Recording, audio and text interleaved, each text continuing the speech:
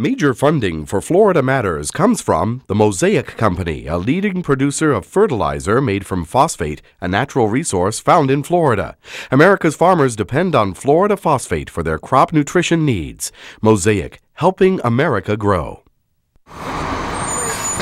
We're going on a trip today to explore the many ways to get around town. We'll also take a look at the political gridlock going on behind the scenes that could affect the way you travel. Come on aboard.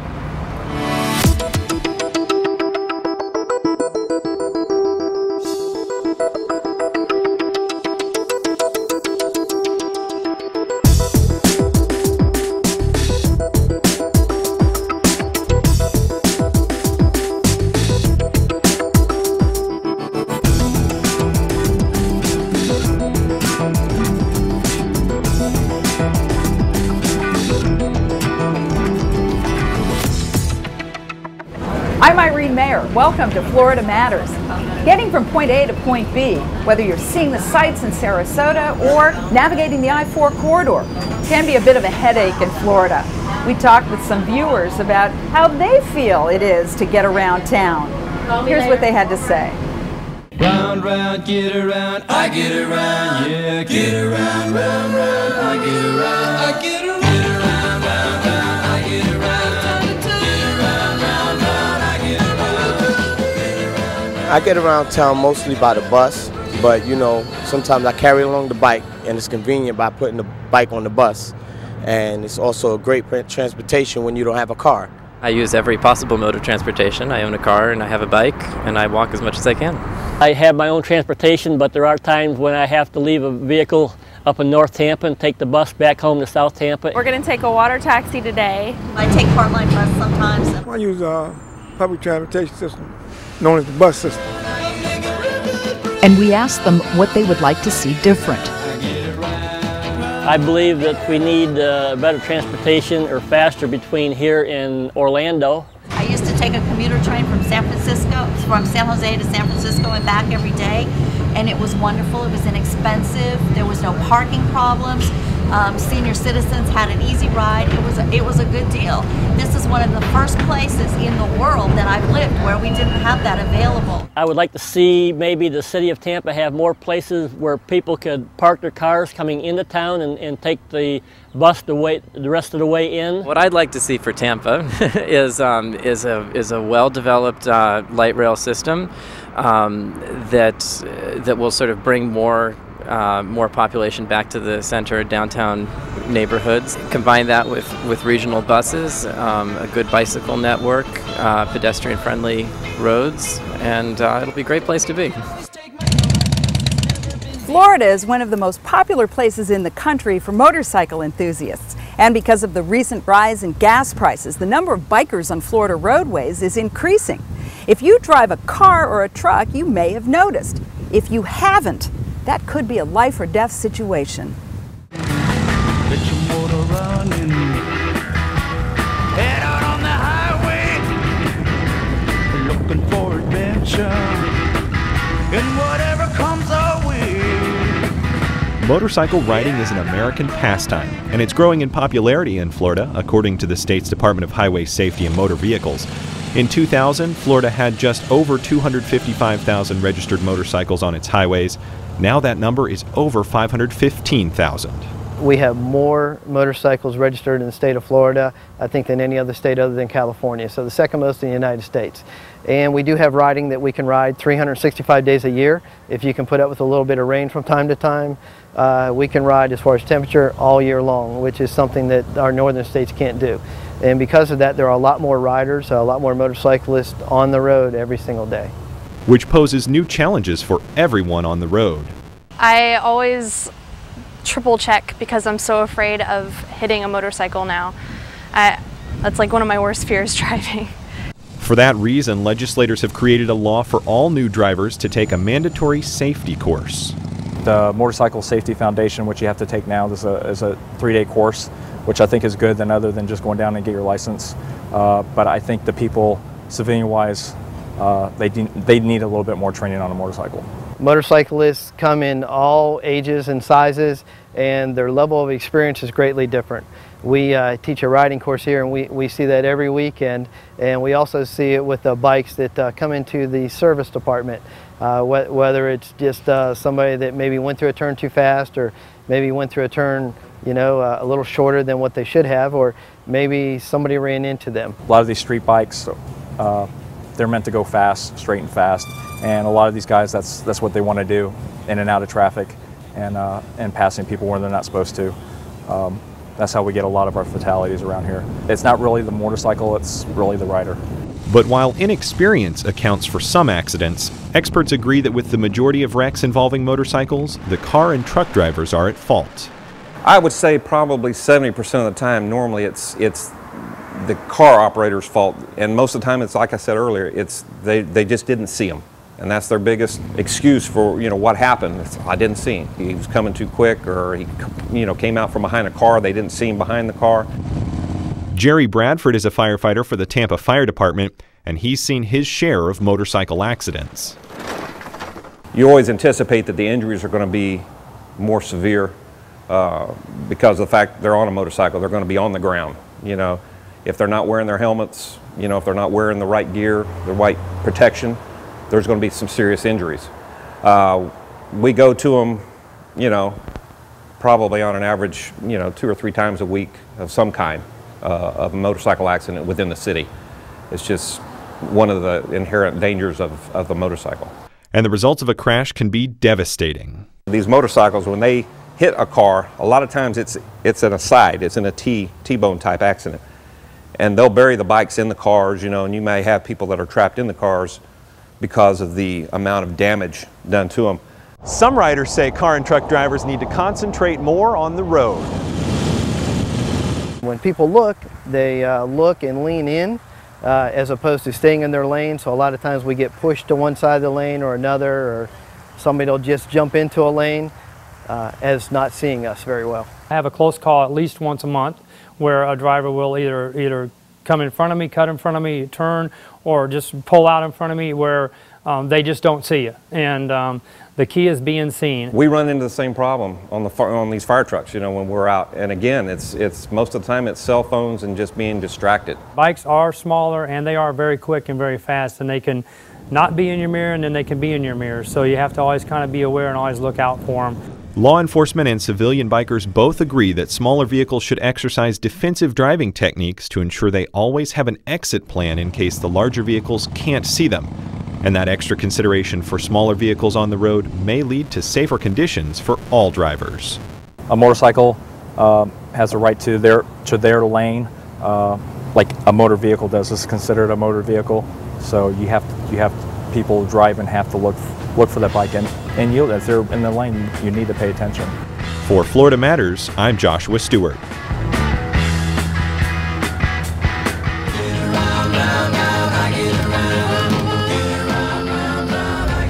There's no doubt that your personal needs will dictate the type of transportation you choose, but we wanted to talk to city planners about how they make decisions regarding public transportation. Driving through West Central Florida poses unique challenges for a metropolitan area our size. Here we are in 2009, and there are not many options for people other than the automobile. The Tampa Bay region lags behind in transportation options compared to other cities in the country. Sadly, we're behind the 8 ball, and we're falling even further behind each and every day that we don't move forward. Tampa Bay and its region is the only metropolitan region in this country, except for Detroit, that doesn't have a mass transit system that interconnects various modals and mechanisms of transit. City planners recognize this dubious distinction as a call to action, and with voters' help, formed the Tampa Bay Area Regional Transportation Authority, also known as T-BARTA. Really came about as part of the business community and governments in the area looking at transportation and saying we're missing something.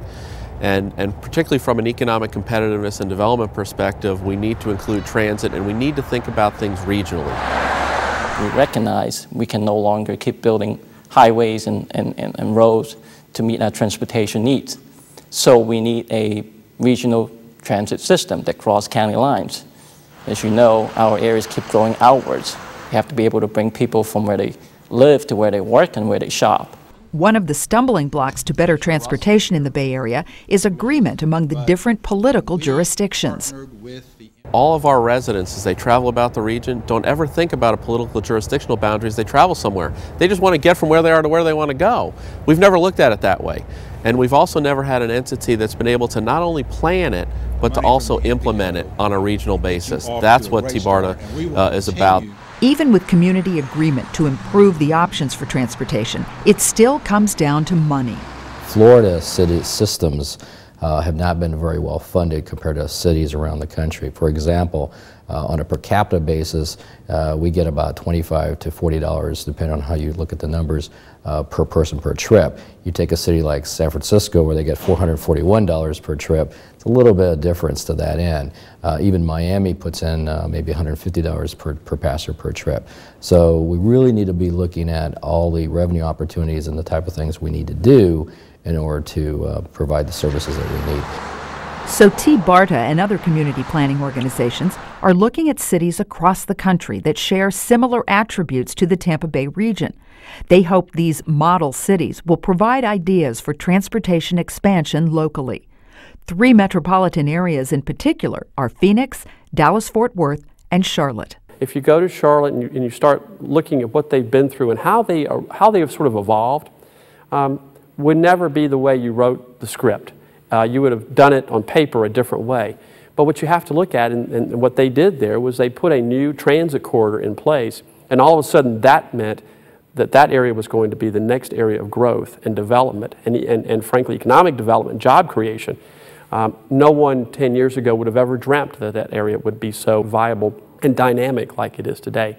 So those are 3 areas that we're looking at, and as this city and this region continues to grow and look at those, I am confident that we will be able to, with the business expertise and all the other stakeholders at the table, we'll be able to come to that sort of unique mix of components that we need in order to see it for the future.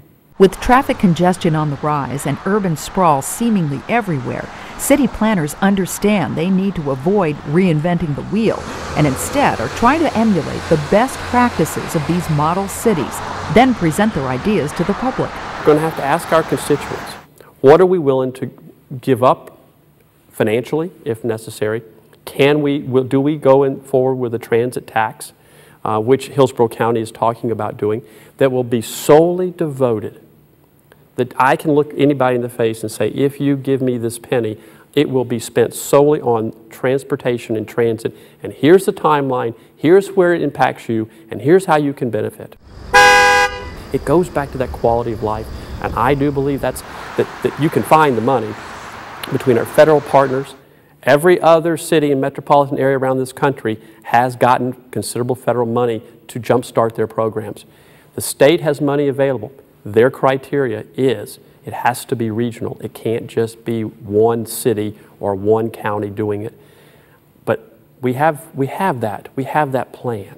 And so with that, I'm convinced that we can go and do that, and we can find the money if we have the will to do so.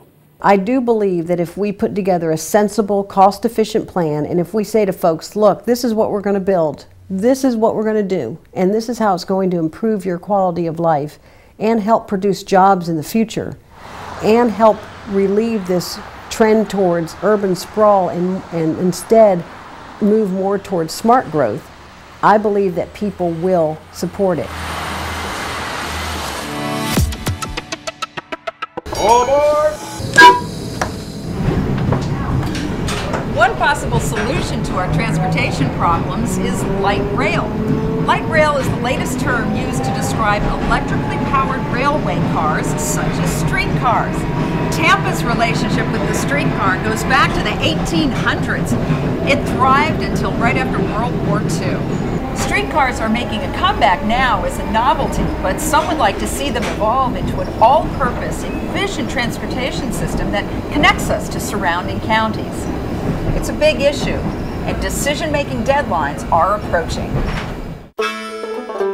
Florida has a long history with the rail industry. Beginning in the late 1800s, railroads opened possibilities for development, creating communities alongside rail lines, and proving that South Florida was much more than just mosquito-infested swampland. Tampa was a hub for rail activity and even ventured into light rail operation during the early 20th century. Ybor City had streetcars operating successfully long before it became a tourist mecca. But after World War II, as technology improved and the use of buses became more commonplace, Tampa's streetcar system came to a halt. The resurgence of streetcars in 2002 brought back a nostalgic form of transportation for visitors and downtown commuters alike. But today, streetcars serve a very limited area, so there still exists a need for mass transit that would offer a greater number of commuters alternatives to driving. Over the past 30 years, new communities have cropped up farther away from the area's major employment bases. We've allowed urban sprawl to go unabated in this area and throughout the state of Florida.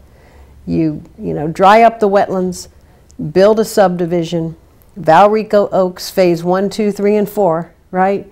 And it doesn't matter how far away you are from your employment center, just keep on building. But what has traditionally happened in Florida and continues to this day is that the cost of land is less. We don't really invest in our urban core and this infrastructure. And so in order for someone to get a new place to live or a place where there's a sense of community, they're forced to go to a place that they can afford, and that typically is in suburbia. Our citizens are also telling us very clearly they want options and alternatives and choices.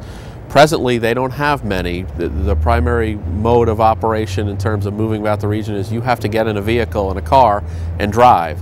If you don't have a vehicle, the cost of transportation has been a significant issue and challenge for our citizens. They really want alternatives and options, and that's what we're looking to provide. One idea for light rail expansion is to connect downtown Tampa to the University of South Florida and toward Tampa International Airport. From my perspective, the ideal system here would be a light rail system that would connect the University of South Florida in Hillsborough County, its main campus, to other campuses throughout the region, both Lakeland, into St. Petersburg to the St. Pete campus. And as this university and frankly other colleges and universities continue to grow at the junior college level and that sort of thing, to tie them in. Because I think at that point, if you look at the map, you've got the ability to move people around. We also recognize transportation is not just something to get people from point A to point B. It also has other implications because a good transportation system can really promote our economic competitiveness in this area, as well as enhancing people's quality of life, because we can help people spend less time in their vehicle, spend more time with their family.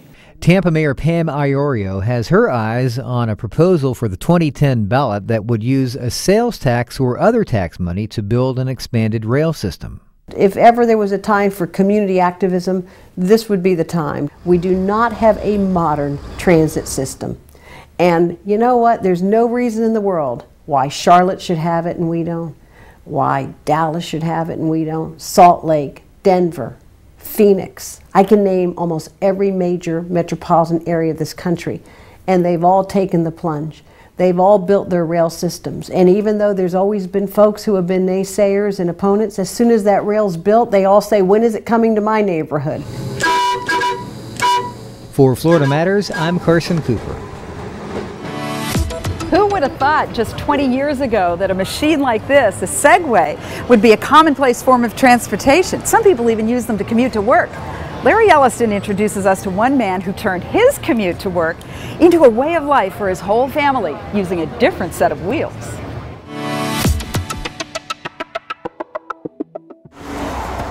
Early morning on the back step. After putting on his own socks and shoes, Gabriel Tenaro does the same for his 3-year-old son Eli. Like a garbage. Okay.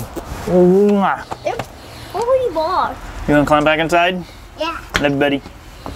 See you this afternoon. Bye. There's just something about a St. Petersburg morning that seems to click with Gabriel. It must be how he gets to work. Gabriel commutes on 2 wheels, not 4. A lot of people, when I tell them that I ride to work, think I'm a health nut or a fitness junkie, or that they don't really seem to get that. Mostly, I'm doing it because I really like it. Once across busy 22nd Avenue North, you start to see what Gabriel likes about his 12-minute ride to All Children's Hospital. Is there a better place to start the day than a scenic cruise along Crescent Lake Park? I certainly don't miss driving, being stuck in traffic and in the car out here. I get fresh air, get to see a little natural beauty before I get to work every morning. It also helps me to be more relaxed at work. It's like I get to work and I've already done something good. You know, you're already having a good day. It kind of sets the tone. I definitely enjoy it. Pedal power sends Gabriel down quiet tree-lined streets paved in red brick. It's a daily commute that allows this native of the Sunshine City to experience the St. Petersburg of old. This daily commute started about 3 years ago. It's eliminated the need for owning 2 family cars. One is plenty. Besides saving a few bucks, there's less pollution, too. I try not to aggrandize it by feeling like I'm saving the world, but I really am proud of the little bit that I can do to help the planet, you know, be a better place. Clean air is certainly something everybody needs. Just past the historic Mirror Lake Public Library, Gabriel slips into downtown. He moves along 5th Street North, then takes a right on Central Avenue, then a left on 6th Street. But for all the freedom and benefits of a bicycle, there's always the danger. You know, when you ride a bike, there are folks who don't see you. I've certainly had a close call or two. I did have a driver once inform me that I didn't have the right of way no matter what at a stop sign because they were the automobile and I was the bicycle. But still, Gabriel wouldn't trade places for the world. On a bike, he feels connected. He feels alive. I feel like it's a privilege to be able to be out here every morning. So glad to be in Florida. Enjoy the sun, the weather, the landscape, our history. On this commute, there's no problem finding nearby parking. Is a spot inside the building close enough? Try doing this with your car. After a quick change of clothes he carries in his backpack, Gabriel Tenaro is ready for the day. In a great frame of mind from a great bike ride, Gabriel's job keeping up with the website for All Children's Hospital is a pleasure. On the return trip home, Tenaro will take a longer route along St. Petersburg's scenic waterfront. He can't wait. In the Tenaro household, using a bicycle for transportation is not limited to just Gabriel. It's a family affair. It's almost 2:20 in the afternoon and time for Leslie Tenaro, Gabriel's wife, to step away from her handmade jewelry business and pick up the kids from school. Not with the minivan, mind you. Sometimes it will sit idle in the driveway for days. With 3-year-old Eli tucked away in the trailer, Leslie's Bicycle Express is right on schedule. I use a bicycle during the day to transport my kids mostly and get the everyday errands taken care of that are close by, like going to the grocery store or even taking the car in for a repair and we'll bicycle back. Parked in the shade at North Shore Elementary, Leslie is waiting for Eli's 6-year-old sister Anna Tobin and his 7-year-old brother Edison. All right, Edison, you're the leader. Today, a classmate is joining Anna Tobin and Edison on the 10-minute ride home. All right, gang, let's go. Leslie and Gabriel believe educating their kids about using a bicycle as an acceptable form of transportation is a class by itself. We do hope that they're going to take a lesson from it, that they're going to learn that you don't have to get in a car to go 2 blocks. That you don't have to make extra time for fitness. You can work it in. You know, it's a lifestyle of being fit, and you save money. It generally makes for happier kids and happier people. I definitely enjoy it. Plus, I mean, how can you not love this?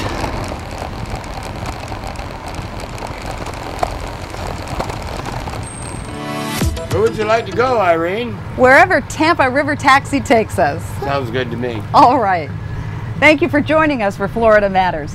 The discussion continues on WUSF.org/Florida Matters. You can post comments and opinions, and we'll be sure to get back with you. Until next time, I'm Irene Mayer.